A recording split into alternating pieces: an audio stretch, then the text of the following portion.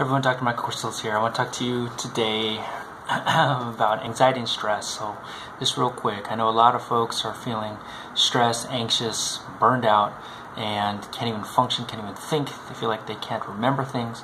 So anxiety is a huge issue in our modern society, and I see, unfortunately, too often. There's a questionnaire out there that a lot of healthcare providers might have you do. It's called a GAD-7 or GAD. I want to go over those real quick, those 7 questions, and just kind of rate yourself and just see, is it mild, moderate, or severe anxiety? Do you need to talk to someone about it and deal with it? Number one, over the last 2 weeks, how often have you had these types of symptoms? Number one, feeling nervous, anxious, or on edge. 2, not being able to stop or control worrying. 3, worrying too much about different things, trouble relaxing, being so restless that it's hard to sit still, becoming easily annoyed or irritable, and being afraid as if something awful might happen. And you total up those questions and rate yourself. And if it's mild, moderate, severe, you definitely need to do something. Severe, you for sure need to talk to someone. Anything greater than a 15 is severe. Mild is 5 to 9, and 10 to 14 is moderate. So it's a general questionnaire. You can kind of rate yourself and see how the severity of your anxiety. But of course, anxiety is very subjective for everyone. Everyone deals with it differently. So when patients come to me, I talked about a few things. One is what's the diagnosis? Is it like ADD? You can't focus? Is it anxiety? Is it depression? Is it all of the above?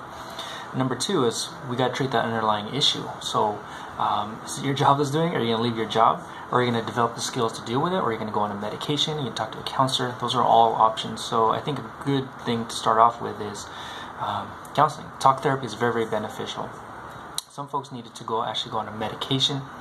Some people go on a natural supplement, but I usually target it a few ways. Counseling, number 1, natural supplements, I really believe in supporting the adrenal glands. So these are your stress glands. I've talked to you guys about that before, and if you address that in addition to the brain chemical serotonin, which makes you feel better, I think that's a more comprehensive way to deal with it.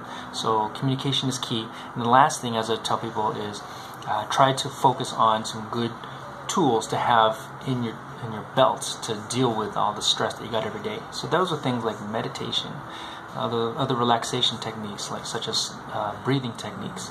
Some people exercise, but I think meditation is key for everyone to focus on one thing, even if it's just 1 minute a day, trying to make it into a good habit. When you meditate, focus on one thing, trying to center your thoughts and not get distracted easily, where you got like this ADD mind going on, thinking about all the stressful stuff.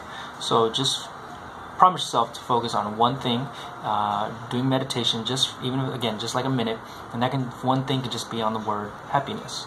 And just focus on that. Or one thing could just be focusing on your breathing, focusing on slow, deep breaths for like a minute. Focus on an image like a waterfall or a tree or something that just makes you feel calm. So if you can do that at least once a day, that is one step they can start doing. And then of course there's all those other things that'll help out as well. Counseling, medication if that's needed, supplementation, etc. So hopefully this made sense, and I'll talk to you guys later.